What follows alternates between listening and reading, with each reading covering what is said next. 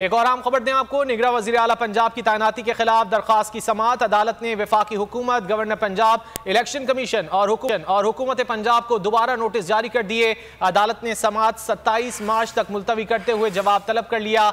अदालत ने attorney general और एडवोकेट जनरल को अदालती मावनत के लिए तलब कर लिया।